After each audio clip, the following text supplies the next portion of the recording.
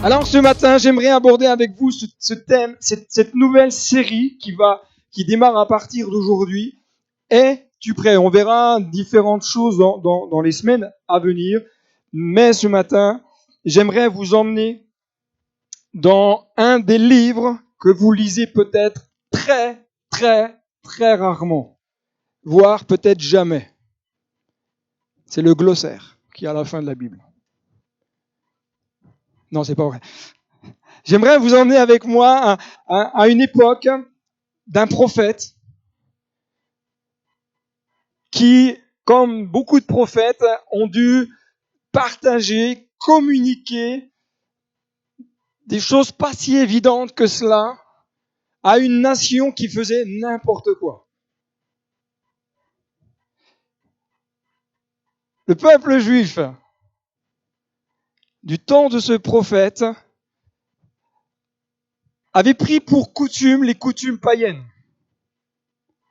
Et souvent, donc vous allez voir, hein, on utilise un des textes de ce livre-là pour nous l'appliquer aujourd'hui. Sauf que j'aime revenir et j'aime le dire, il faut déjà regarder dans quel contexte le texte a été écrit et pour qui le texte s'adresse.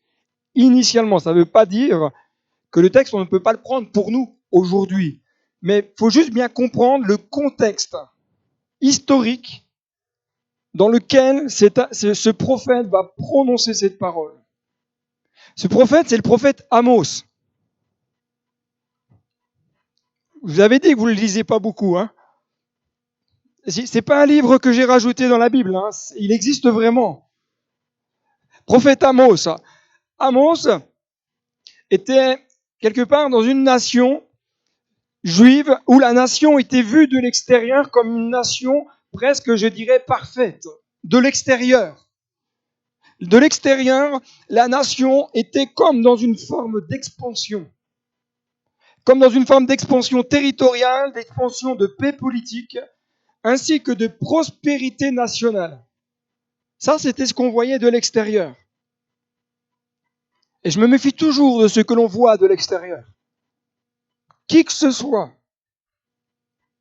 Aujourd'hui, avec la recrudescence des vidéos sur YouTube, etc., je dis attention, on ne connaît pas les personnes. Ça ne veut pas dire qu'ils ne sont pas bien. Ça ne veut pas dire qu'ils sont bien.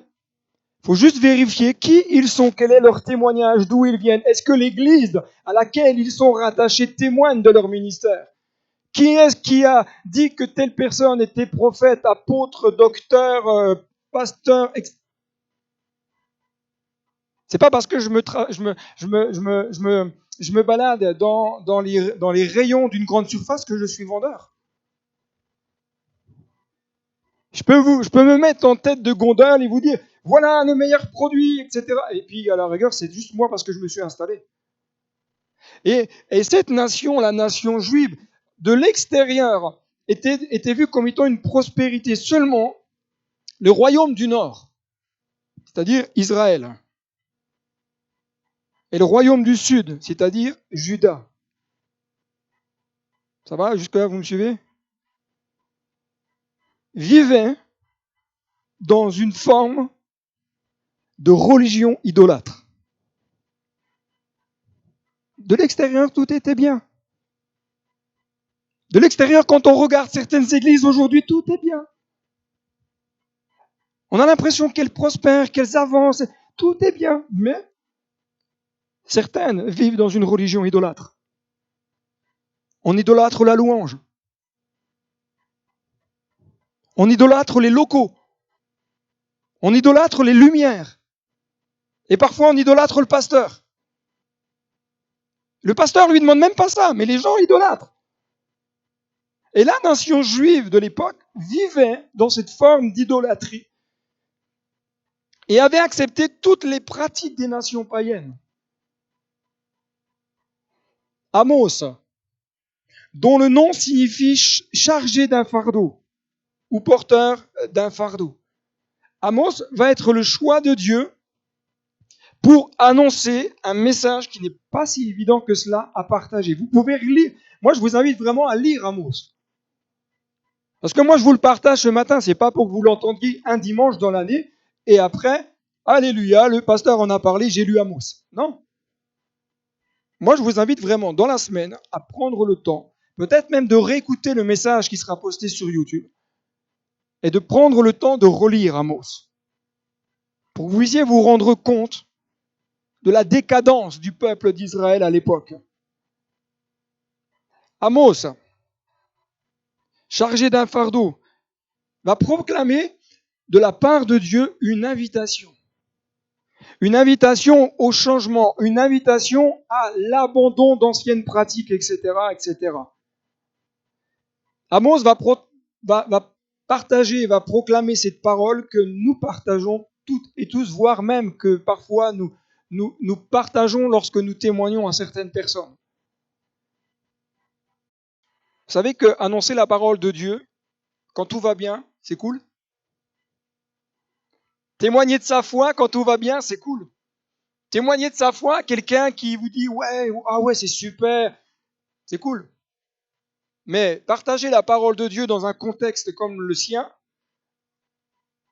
où on ne veut pas de Dieu, où on refuse Dieu,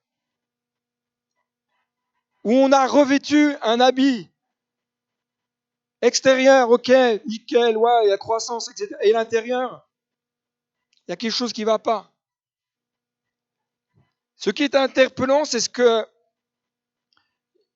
il va être dit dans ce texte-là, Amos, chapitre 4, versets 4 à 5. Allez à Bethel et péchez. Allez à Gilgal et péchez davantage. Offrez vos sacrifices chaque matin et vos dîmes tous les 3 jours. Offrez vos sacrifices de reconnaissance avec du levain.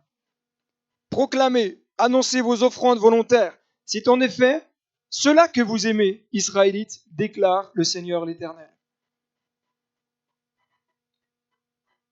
C'est étonnant quand même, hein, comme parole que Dieu prononce. Dieu ne banalise pas et ne cautionne pas le péché. C'est pas ce que le texte dit. Il dit, vous voulez pécher? Allez pécher. Faites n'importe quoi de votre vie, offrez vos offrandes, etc., etc. Mais, à mes yeux, ça n'a aucune valeur.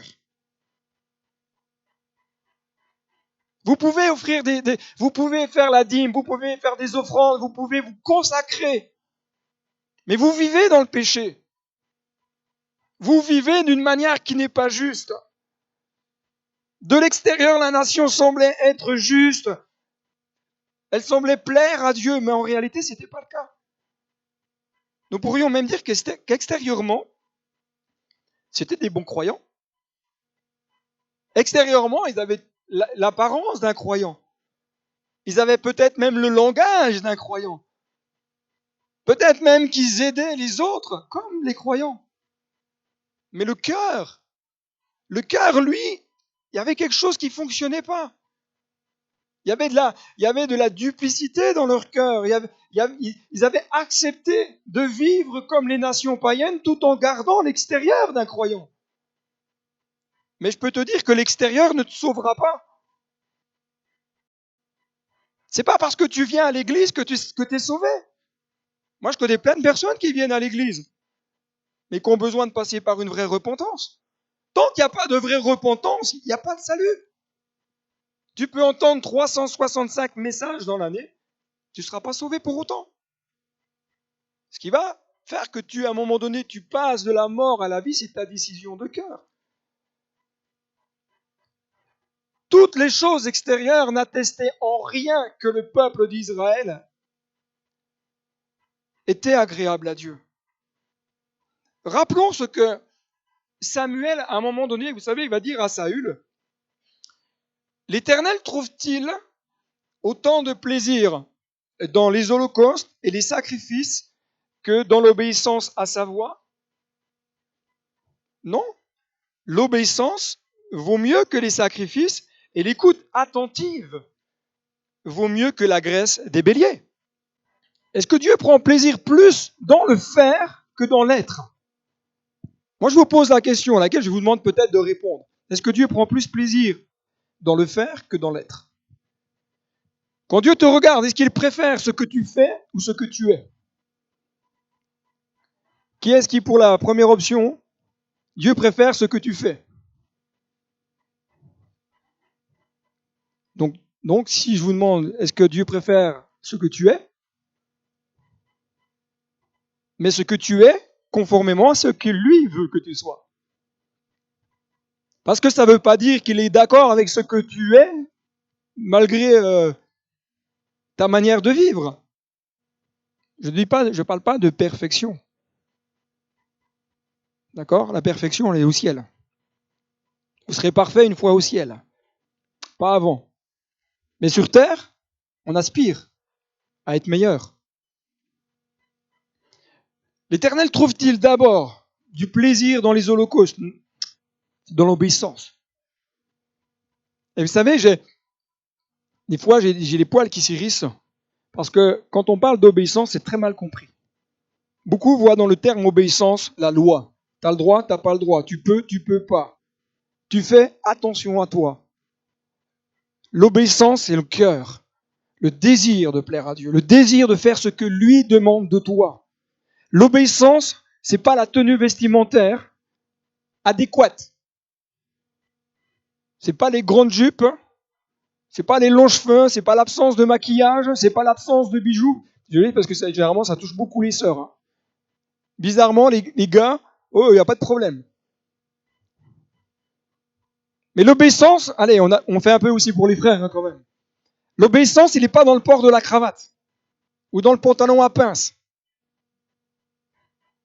Ça n'a rien à voir. Comme quoi, des fois, dans nos conceptions, on hérite hein, aussi d'une nation religieuse. On pense que tout est dans l'extérieur. Alors, je ne dis pas qu'il faut venir en short et puis en Marcel. Hein. C'est pas ça. Parce que je pense que quand on vient dans la maison de Dieu, lorsqu'on vient dans sa présence, on vient d'une manière, déjà avec un cœur bien disposé, merci. Et quand le cœur est bien disposé, l'extérieur est bien disposé. De la même manière, si vous allez voir le monsieur le maire, vous n'allez pas en short et en tongs. Hein, parce que c'est monsieur le maire et c'est normal. C'est normal qu'on honore la personne qu'on va voir. Mais quand je viens dans la maison de Dieu, je viens pour honorer Dieu. Maintenant, c'est pas parce que tu vas mettre une cravate que tu honores plus Dieu. Hein. Ton cœur. Je vais faire une parenthèse qui n'était pas prévue, mais ce texte est intéressant. Pourquoi? Parce qu'il dit tes sacrifices et tes holocaustes sont sans valeur s'il n'y a pas d'obéissance. S'il n'y a pas d'obéissance, je dirais, mais fais pas de sacrifice, ça sert à rien. N'essaye pas de servir Dieu, ça sert à quoi s'il n'y a pas d'obéissance? Commence déjà à obéir à ce que Dieu demande de toi et ensuite accomplis ce qu'il met sur ton cœur. Et parce qu'il y a l'obéissance, il y aura la bénédiction qui va découler. Mais on veut être béni sans obéissance. On veut être béni sans payer le prix. Ah, c'est tellement facile de payer le prix aujourd'hui. On fait comme on a envie, quand on a envie. Mais payer le prix, c'est payer le prix quand Dieu le demande et comme Dieu le demande. Et si tu n'es pas prêt à payer le prix comme Dieu te le demande et quand lui te le demande, alors ne paye pas le prix. Aujourd'hui, on ne veut pas payer le prix. Quand on regarde les chrétiens aujourd'hui dans l'église avec un grand E, je ne parle pas d'Épernay, hein, ou ni de Reims, je parle vraiment de l'église avec un grand E. On veut bien que les autres payent le prix, mais nous non. Ça concerne les autres. On veut bien que le pasteur court dans tous les sens, mais nous non. Et quand le pasteur on dit ah mais c'est pas normal. Mais pourquoi c'est pas normal? Parce que toi tu fais rien. Si le pasteur est obligé de courir dans tous les sens, c'est parce qu'il y a de moins en moins de personnes qui se lèvent. On veut bien une église grandissante, on veut bien des temps de louange forts et profonds, mais on n'est pas prêt à payer le prix. On veut bien des temps de louange profonds, mais on ne répète jamais. On veut bien vivre une dimension de l'esprit, mais on n'est pas prêt à prendre des temps de jeûne et de prière. On veut bien que Dieu nous visite, mais on n'est pas prêt à prendre des temps à part. Entre dans ta chambre, mon frère, ma sœur, et cherche Dieu. Il existe plusieurs tendances dans le milieu chrétien aujourd'hui que j'aimerais voir avec vous. Surtout, ne partez pas en courant, s'il vous plaît. Restez un peu. Alléluia. J'ai acheté un stock de pavés, donc il faut que je les écluse.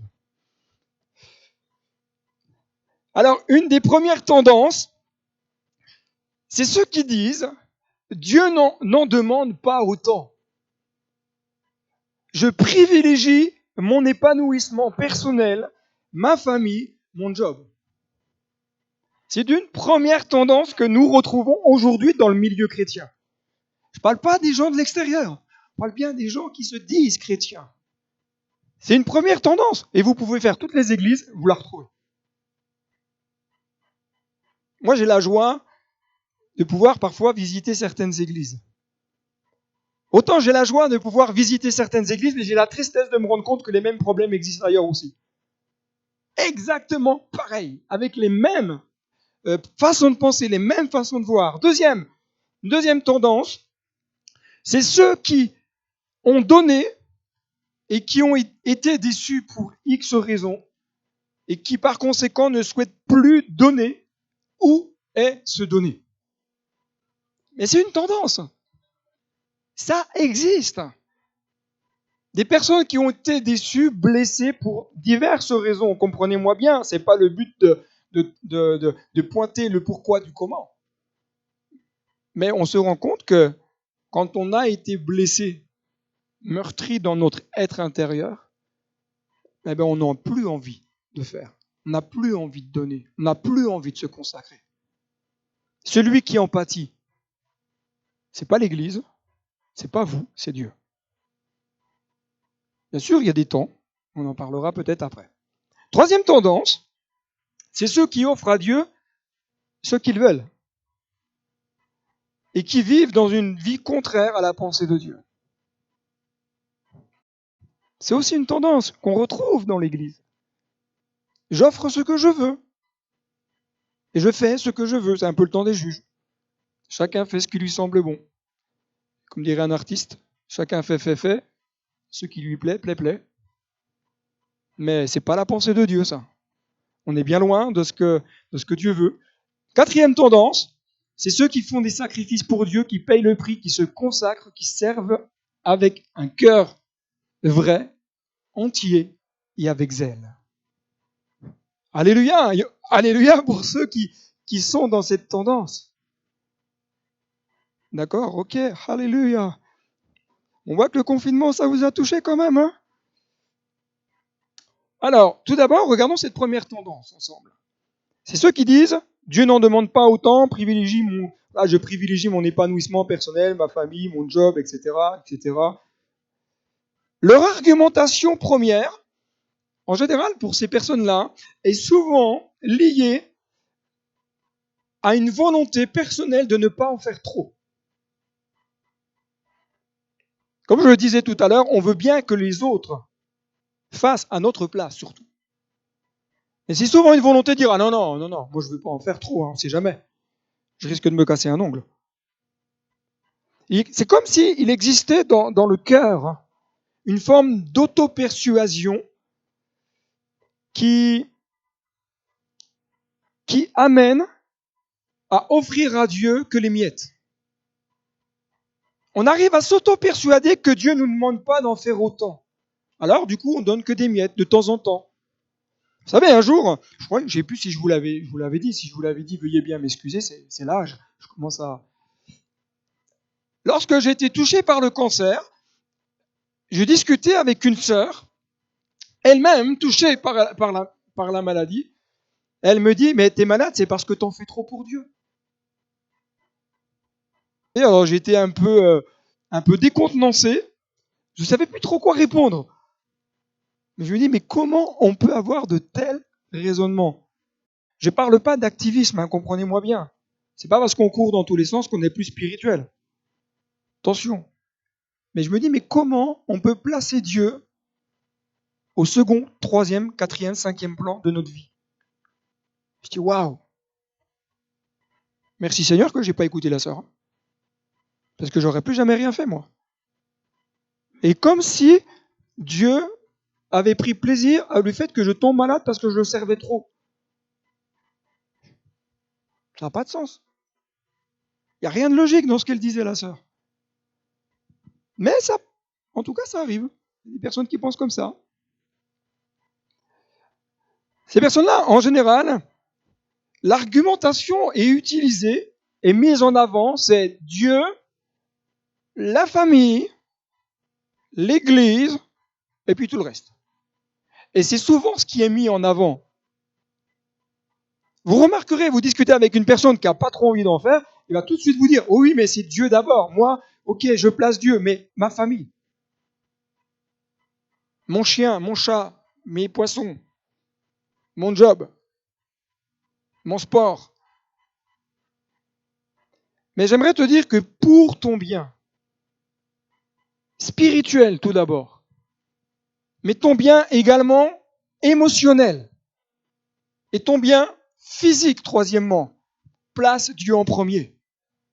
Si tu places Dieu au second plan, ton être spirituel, ton être émotionnel et ta vie physique va en pâtir. Parce que celui qui va renouveler tes forces, c'est Dieu. Celui qui va te donner la capacité d'aller plus loin, c'est Dieu. C'est pas ton job. Ton job, lui, va te donner des sous. Alléluia. Mais si tu peux ramener des sous, c'est parce que Dieu te donne la santé. Et si tu as un job, c'est parce que Dieu te l'a donné. Simplement, pour ton bien, garde bien cette direction, cette pensée-là. Et il t'appartient, mon frère, ma sœur, à toi de réaliser que si tu veux la bénédiction sur ta vie, place Dieu en premier. Vous savez, on connaît tous ce texte. Tu aimeras le Seigneur ton Dieu d'un peu de ton cœur, un peu de ton âme et un peu de tes forces. Voilà. Relisez bien les textes. Il y a les mots que Dieu a inspirés. C'est pas des mots qui sortent comme ça du chapeau. Ils ont leur poids, ils ont leur valeur. Si Dieu a dit tu aimeras le Seigneur de tout ton cœur, c'est pas la moitié. Dieu veut pas la moitié de ta vie. Je sais pas si Daniel il se rappelle, mais le pasteur que nous avions à Besançon disait souvent une moitié de pomme, ce n'est pas une pomme. C'est pas très. C'est logique, mais une moitié de pomme, c'est pas une pomme. Une moitié de chrétien, c'est pas un chrétien. Un moitié de cœur, une moitié de cœur, c'est pas un cœur entier. On peut pas faire une greffe d'une moitié de cœur, ça n'existe pas. Quand on fait une greffe du cœur, c'est un cœur entier. Et ce que Dieu veut, c'est ton cœur entier. C'est pour ça que tu aimeras le Seigneur ton Dieu de tout ton cœur, de tout ton... C'est-à-dire le siège de qui tu es, tes émotions. Hier, je partageais avec les différents leaders de louanges, hier sur Reims, je leur disais, un leader ne se laisse pas impacter, influencer par son environnement, mais il est un influenceur pour l'environnement là où Dieu l'a placé. Et lorsque tu aimes Dieu de tout ton cœur, de toute ton âme, tu te ne laisses plus influencer par l'environnement dans lequel nous sommes aujourd'hui. Regardez tous les médias, tout ce que l'on entend, quelle que soit la chaîne dans laquelle vous appuyez, vous êtes influencé à en faire de moins en moins pour Dieu. On essaye de tout faire aujourd'hui pour que les églises se ferment. Mais c'est à nous d'être des influenceurs. Alléluia. Non, mais je sais que c'est tout intérieur. Hein.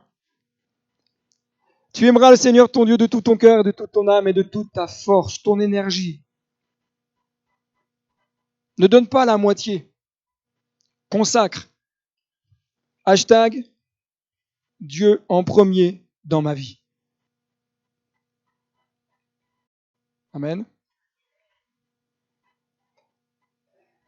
Je crois que parfois ce qui fait peut-être défaut dans notre cœur, c'est qu'on place un peu les choses à l'envers. Peut-être pas forcément d'une manière volontaire parfois. Parfois on se fait rattraper par certaines choses et quand on s'en rend compte, on dit « mais c'est vrai ». Et on se rectifie. on demande pardon à Dieu et Dieu dans sa grâce nous relève. Mais je crois qu'il y a une réalité, c'est que Dieu doit avoir la première place. Tout d'abord, une deuxième chose, c'est ceux qui ont donné et qui ont été déçus pour X raisons, etc., etc. Beaucoup de personnes aujourd'hui dans nos églises sont touchées par cela. Et parfois, c'est vraiment, vraiment pas de leur faute. Ils ont juste été au contact de personnes qui n'ont pas été de bonnes influences pour eux. Personnes qui ne les ont pas aidés. Personnes qui ont abusé de leur titre. Parce que ça, on aime les titres. On aime plus le titre que la fonction. Mais bon, c'est un autre débat. Les personnes ont été malmenées parfois par des pasteurs qui, pour des raisons diverses et variées, à un moment donné, ont commencé à se prendre plus que pour des pasteurs. Je rappelle juste que le mot pasteur, c'est berger. Il y a un pasteur qui ne prend pas soin, c'est pas un pasteur. Le plus grand des pasteurs qui existent, c'est Jésus. Et le plus beau modèle des bergers, c'est Jésus. Donc le modèle pour moi, c'est Jésus. Et je veux ressembler à Jésus. Est-ce que je suis parfait? Non, vous le savez très bien. Mais je sais que beaucoup de personnes ont malheureusement servi avec leur cœur, et parce qu'ils ont été au contact de personnes qui les ont malmenés, du coup, qu'est-ce qui se passe? Eh bien, on fait marche arrière. Et on n'a plus envie. Pourquoi? Parce qu'on n'a pas envie de souffrir. On n'a pas envie d'être malmené. On n'a pas envie de prendre des coups. Et c'est normal. Le seul problème, c'est qu'on reste dans cet état-là. On reste avec cette mentalité-là. On reste avec cette vision-là. Mais je crois que Dieu nous appelle à passer par la restauration pour le servir de la bonne manière, pour se consacrer à Dieu de la bonne manière et faire ce qu'il nous demande de la bonne manière. Parce que parfois, on a servi les hommes plus que Dieu. C'est une triste réalité. Alors, je voudrais voir avec vous 6 attitudes du cœur blessé. C'est important que vous puissiez juste voir. Peut-être qu'il y a quelqu'un qui va s'y retrouver. En tout cas, s'il s'y retrouve, il n'y a rien de volontaire chez moi.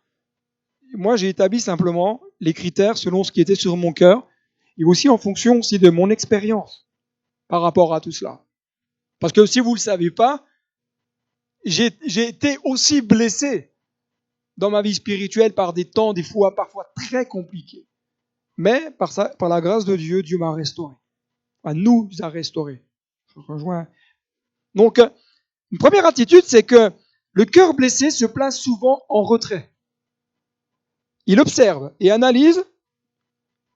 Il analyse tout selon sa compréhension des choses. Une personne qui a été blessée, c'est systématique, c'est retrait. Je me mets en retrait et j'observe tout. Mais j'observe tout, le problème c'est que j'observe tout selon ma propre analyse et non pas selon ce que Dieu pense. Et comme je suis blessé, mon analyse est faussée. Je vais y placer des critères selon mes souffrances, mais non pas selon le cœur de Dieu. Et c'est important de bien comprendre, l'articulation dans tout ça et ce qui se met en place dans un cœur blessé. Deuxièmement, une deuxième attitude, c'est que le cœur blessé est très souvent dans le refus. Vous remarquerez quelqu'un qui a été blessé, vous lui dites simplement, est-ce que tu peux te mettre à l'accueil juste pour accueillir les gens? Il va vous dire non. Il va vous dire non parce qu'il est blessé. Et il n'a pas envie, simplement. Ne le jugez pas, ne le damnez pas. Priez pour eux, pour que Dieu les guérisse. Donc il est dans le refus, pensant que servir Dieu le conduira à de nouvelles blessures. Ça va? Ça va? Vous me dites, hein? Si vous me dites non, ça va pas, je continue quand même. Sixième attitude, le cœur blessé peut être, malgré tout, à un moment donné, quand même au service, mais ne souhaite pas trop en faire. Ces cœurs blessés-là, vous savez, vous les retrouvez sur le banc, puis ils regardent les autres passer. Il peut être au service, mais ne souhaite pas trop en faire. Il va mesurer la dépense, mais selon ses propres critères. Ah, Dieu n'en demande pas autant. Ah oui, mais là, c'est trop. Je crois que chacun et chacune avance selon son cœur, avance selon ce qu'il vit, selon où il en est. Une quatrième attitude, c'est que le cœur blessé est parfois très critique. Et j'aime bien insister sur le très critique. Très critique, notamment envers ceux qui œuvrent dans l'œuvre de Dieu. Généralement, ils ne vont pas critiquer ceux qui font rien. Ils vont surtout critiquer ceux qui font. Parce que quelque part, intérieurement, ça les dérange quand même un peu. Ils disent, ah, regarde, tu vois, il en fait trop. Ouais, puis regarde, de toute façon, il n'est pas à sa place. Puis regarde, ce matin, le frère est au piano, il a fait plein de fausses notes. Alléluia! Ça développe la patience chez Daniel, parce que du coup, il me supporte quand je joue du piano. Plein de compassion, mon frère. Souvent, celui qui a été blessé, il est dans la critique. Mais le problème de la critique, c'est que tu te fais déjà du mal à toi-même. J'aimerais juste te dire cela, ça c'était pas prévu dans le message, mais j'aimerais juste te dire, mon frère, ma soeur, ne critique pas celui qui fait, mais prie pour lui. C'est peut-être pas parfait ce qu'il fait. C'est peut-être pas parfait ce qu'il a mis en œuvre. Souvent on critique ceux qui... Ah! Vous savez, parfois, que des fois j'entends des choses qui me concernent, ça me fait toujours du mal parce que je me dis, mais les gens connaissent pas, ils savent pas. Ils savent pas ce qui peut brûler dans le cœur d'une personne. Et on fait avec notre cœur, et puis derrière, on dit, ah ouais, non mais, c'est pas bien quand même, hein. Vous savez, j'ai mis longtemps à avoir du mal à mettre mon visage sur la toile. Parce que bon, c'est dans mon caractère, et puis c'est pas le but de se mettre en avant, c'est pas ça. Mais ne pas le faire, c'est de l'orgueil, hein. C'est une forme d'orgueil. Mais regarde, le pasteur, il fait des trucs comme ça, c'est pas bien. Et pourquoi c'est pas bien? Je sais pas, mais c'est pas bien quand même. Ok. 6e attitude, le cœur blessé ne se sent pas toujours à sa place dans l'église. Parfois, il ne sait plus trop, il ne sait plus comment se positionner, il ne sait plus trop comment il faut qu'il avance, etc. Il arrive difficilement même à s'épanouir dans sa vie de foi.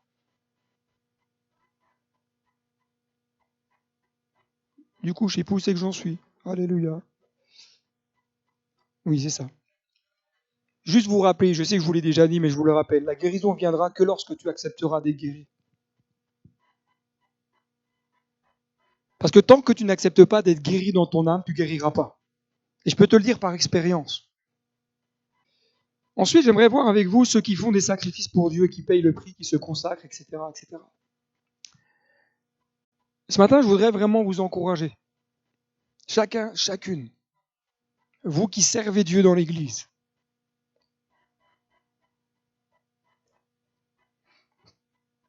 Faites-le avec votre cœur. Ne servez pas un homme. Sortez de vos blessures, sortez de toutes ces situations qui vous ont peut-être bloqué. Le Covid est passé par là, on voit le résultat. Combien de frères et sœurs sont excusez-moi si je le dis comme ça, sont sur le carreau. Combien de fois dans mes temps de prière, j'ai dit Seigneur, va les chercher. On peut regarder ce qui ne fonctionne pas. On peut regarder ce qui ne va pas.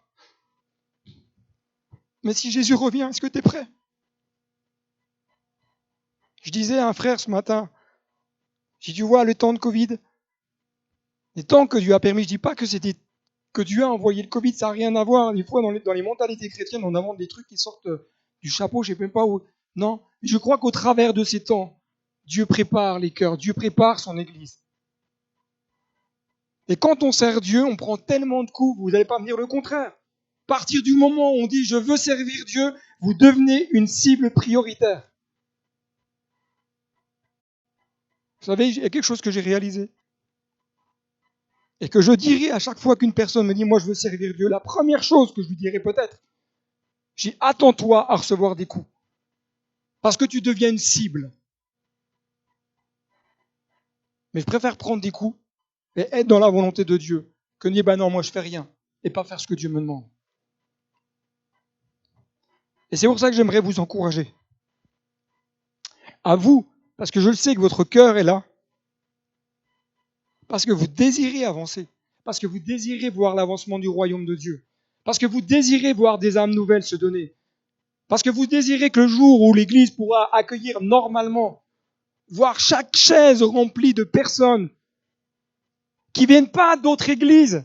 Si elles viennent, c'est pas le débat. Mais je crois que le mandat de l'Église, c'est d'aller chercher ceux qui sont perdus. Pas d'aller chercher ceux qui sont sauvés.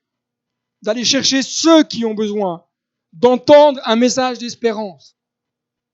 Et j'aimerais t'encourager à continuer, à te battre, à ne pas lâcher prise.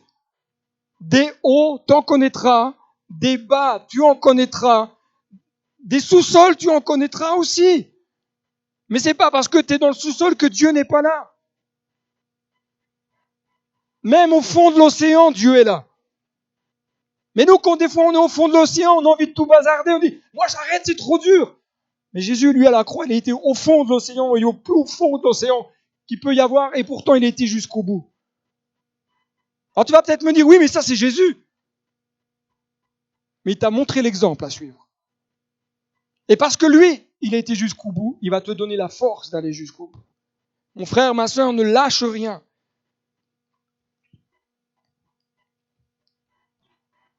Dieu n'a pas besoin de nous.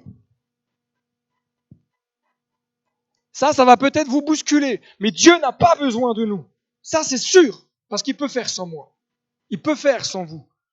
Mais dans sa grâce, et j'aime bien insister là-dessus, mais dans sa grâce, il nous a choisis pour nous rendre participants de son œuvre.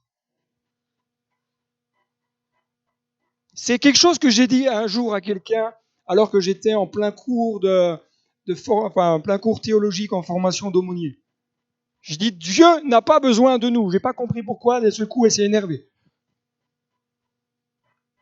Je lui ai dit, écoutez, malgré tout le respect que j'ai pour vous, je suis pas d'accord avec vous. Dieu n'a pas besoin de moi, mais dans sa grâce, Dieu nous appelle et nous choisit. Il nous associe à son œuvre. Pourquoi? Parce qu'au travers de ta vie, Dieu veut impacter les autres. Et ce qui est merveilleux, c'est que Dieu nous rend participants.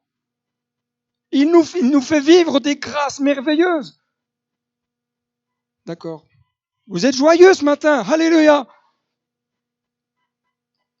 1 Corinthiens chapitre 3, versets 14 et 15. Si l'œuvre que quelqu'un a construite sur le fondement subsiste, il recevra une récompense. Si son œuvre brûle, il perdra sa récompense. Lui-même sera sauvé, mais comme au travers du feu. Avec quoi tu bâtis? Et pour qui tu bâtis? Est-ce que tu as raccroché la pelle et la truelle? Ou est-ce que tu continues de bâtir?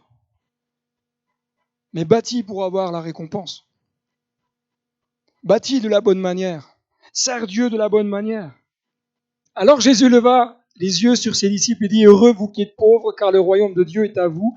Heureux vous qui avez faim maintenant, car vous serez rassasiés. Heureux vous qui pleurez maintenant, car vous rirez.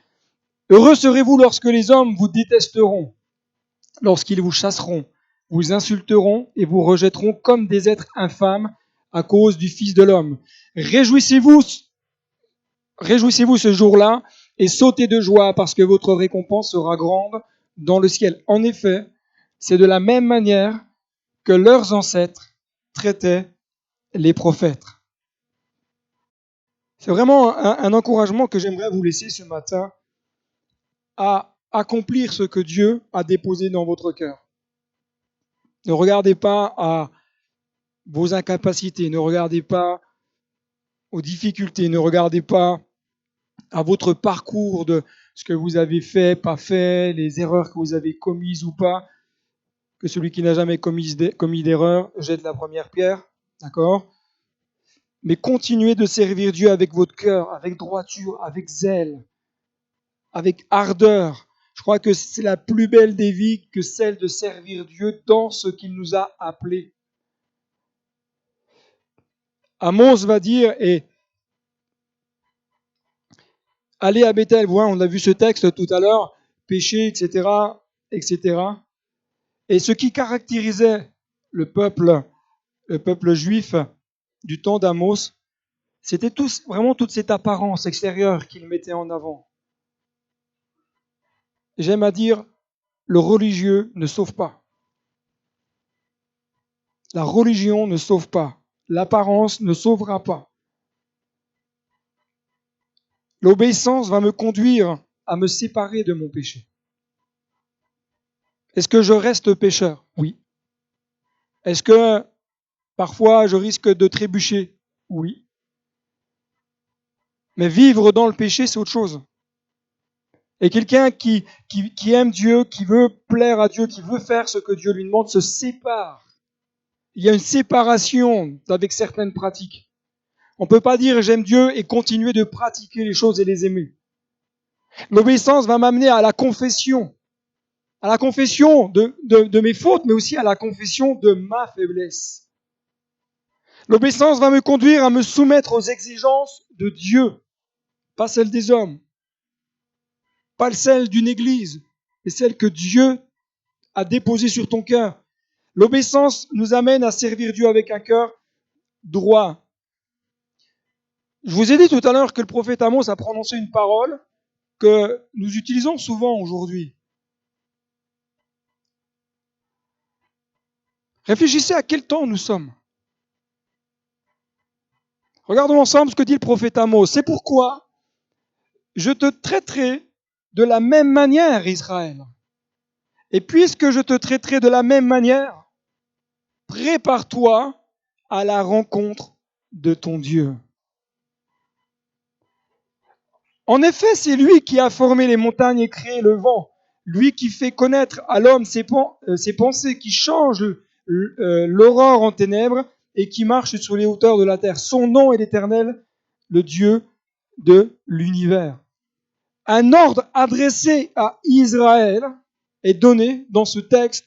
Prépare-toi à la rencontre de ton Dieu. Mais remettons-le dans le contexte. Le peuple d'Israël vit dans la misère, dans la débauche, dans l'idolâtrie. Et il va y avoir un temps où le jugement de Dieu va venir.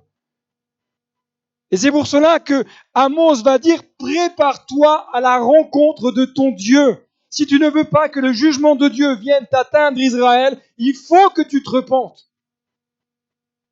Mais aujourd'hui, on dit un peu à tour de bras, ah, prépare-toi à la rencontre de ton Dieu. Et c'est bon, on met bien en plus la tonalité parce que ça fait bien. Mais se préparer à la rencontre de Dieu, c'est quoi? C'est te repentir pour être prêt le jour où Jésus reviendra. Il y aura un jour où le jugement va venir frapper notre monde. Prépare-toi à cette rencontre. Et si tu ne veux pas que ça vienne t'impacter, repens-toi. Demande pardon à Dieu pour ton péché. Demande pardon à Dieu pour ta tiédeur. Et là, vraiment, il n'y a pas trop d'amen. Hein. Ah, j'aurais mieux fait de pas venir ce matin. Prépare-toi. Le verbe préparer nous vient de l'hébreu kun, aucune. Je ne sais pas comment on le dit, mais alléluia. Ce qui est important, c'est littéralement ce que ça veut dire. Se préparer, c'est être ferme. Dieu ne veut pas faire de toi un enfant de Dieu qui est ballotté de tout vent, de droite, de gauche, à toute pensée, tout raisonnement doctrinal, etc. Ce que Dieu veut de toi, c'est que tu sois ferme, que tu sois établi, que tu sois stable, qu'il y a de la durabilité dans ta vie spirituelle. Déterminé, constant. C'est pas je suis à 2000% pour Dieu. Et le lendemain, je suis à moins 2000. Troisième jour, je suis à 150 000. Quatrième jour, je suis à moins 15 000. Constant pour Dieu. D'accord, ok. Être arrangé, être décidé et être attaché. Vous savez, je crois que la vie chrétienne fait partie en tout cas, ça découle d'un mot que beaucoup d'enfants de Dieu aiment vraiment, l'autodiscipline. Alléluia! Tous les enfants de Dieu aiment l'autodiscipline. On aime se discipliner dans notre vie spirituelle. On aime prendre des décisions. À partir de demain, je commence à prier. Et le lendemain matin, à partir de demain, je commence à prier. L'autodiscipline, je veux dire honnêtement, ce qui fait défaut peut-être dans ta vie de foi, c'est ça, c'est un manque de discipline. Et c'est pas les autres qui vont se discipliner pour toi, c'est impossible. S'il fallait que je me discipline pour tout le monde, je le ferais. Mais j'aurais bien du mal. Alors autant vous disciplinez vous-même. L'autodiscipline. Amen. L'autodiscipline doit être liée à un autre mot que beaucoup d'enfants de Dieu aiment, c'est la persévérance. Alléluia. Je m'autodiscipline 2 heures. Et je persévère 20 minutes de plus, éventuellement. La persévérance dans ta vie personnelle. Si tu veux obtenir de la durabilité et de la stabilité, il te faut de la discipline et il te faut de la persévérance. C'est pas les autres qui vont prier pour toi, enfin à ta place plutôt. C'est pas les autres qui vont lire la Bible à ta place. C'est pas les autres qui vont commencer à aller au combat à ta place. C'est pas les autres qui vont commencer à aller dans la lutte spirituelle à ta place. C'est toi, ce matin, que Dieu dit, lève-toi et commence à te discipliner. Tu peux dire, Seigneur, discipline-moi. Non, c'est à toi de te discipliner. C'est ta décision. Et je vais dire, si tu ne le fais pas, tu ne fais que de reculer les choses. Et la moralité, c'est que tu es en souffrance. La moralité, c'est que tu as du mal. La moralité, c'est que tu pleures après, parce que tu n'es pas discipliné. Un disciple, il est discipliné.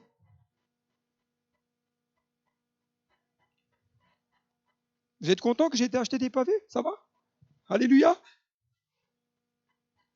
Paul va dire, dans l'épître aux Thessaloniciens, maintenant donc, frères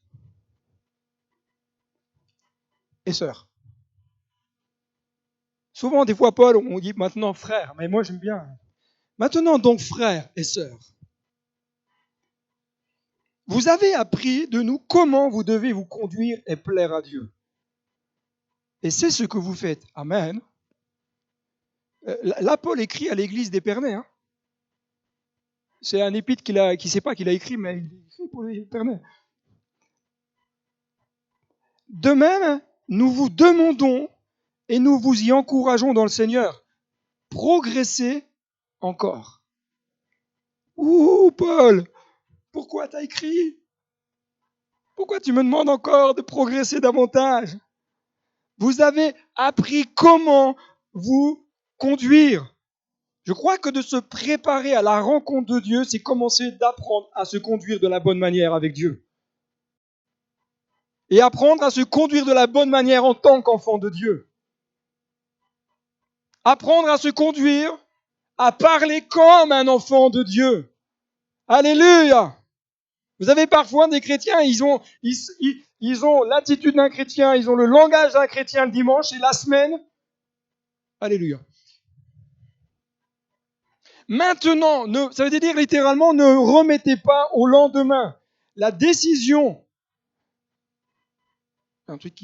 la décision de vous conduire d'une façon saine pour Dieu, c'est maintenant. Progressez encore. On aime bien progresser, hein.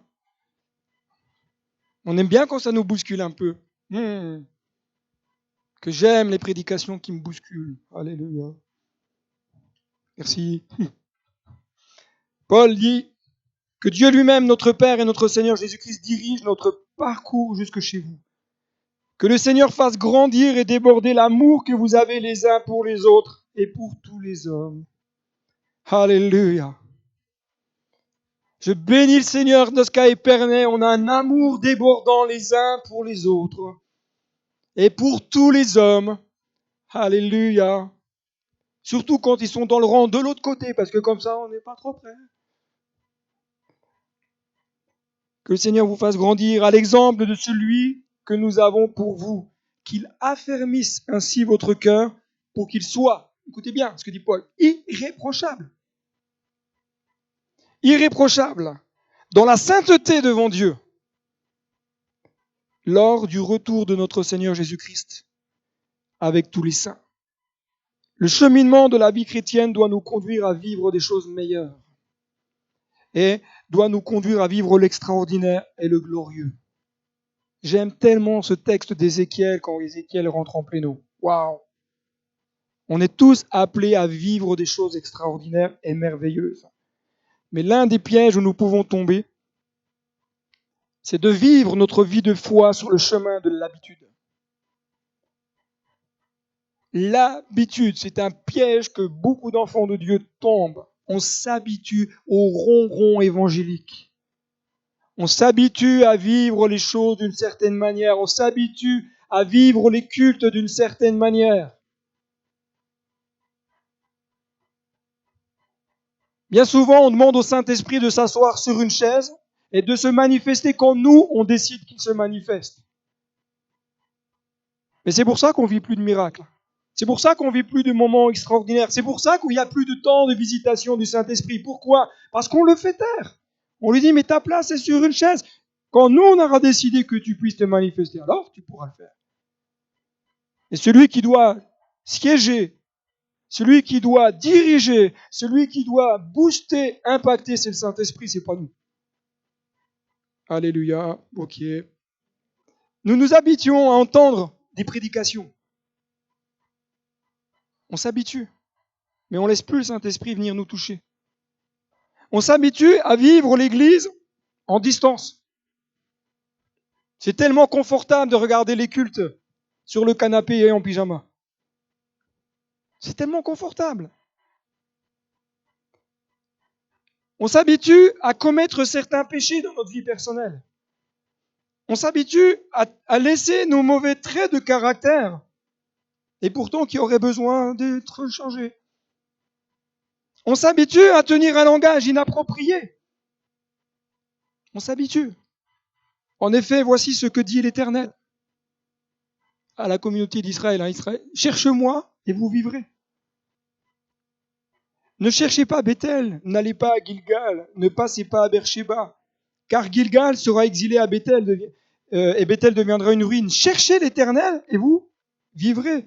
Sinon, il fondra comme le feu sur la famille de Joseph, un feu qui la dévora, 100 personnes à Bethel pour l'éteindre. Un peu plus loin, Amos dit, recherchez le bien et non le mal, afin que vous viviez, et ainsi l'Éternel, le Dieu de l'univers, sera avec vous, comme vous le dites, détestez le mal et aimez le bien, et faites régner la justice à la porte de la ville. Cherchez, de l'hébreu d'arche, littéralement, avoir recours à Dieu, consulter Dieu, chercher dans la prière, mettre en pratique, étudier, le suivre, le chercher avec application. La question ce matin, mon frère, ma sœur, pendant que l'équipe de louange revient, si c'est possible, es-tu prêt à rencontrer Dieu? Es-tu prêt? Si Jésus revenait maintenant, es-tu prêt? Ou es-tu prête? Et si tu n'es pas prête, si tu n'es pas prêt, recherche. Tiens-toi devant lui. Répands ton cœur, répands ton âme, demande-lui pardon.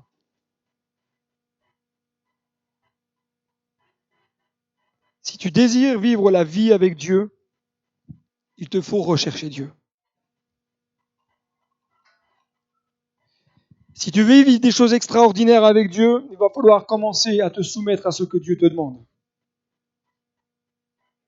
Prépare-toi à la rencontre de ton Dieu. Se préparer, c'est abandonner notre manière de vivre, notre manière de penser, nos raisonnements, accepter que les choses changent dans notre vie, mais changent en profondeur. Que les choses changent non pas de manière superficielle, que les choses changent, non pas aujourd'hui et demain on recommence, mais que les choses changent avec durabilité. Viens mon frère, viens devant. Prépare-toi à la rencontre de ton Dieu. Si Jésus revient, est-ce que tu es prêt? J'aimerais vous inviter à incliner vos fronts, à fermer vos yeux, et qu'on puisse prendre dans ces quelques instants un temps où on laisse vraiment le Saint-Esprit venir toucher notre cœur et nous interpeller.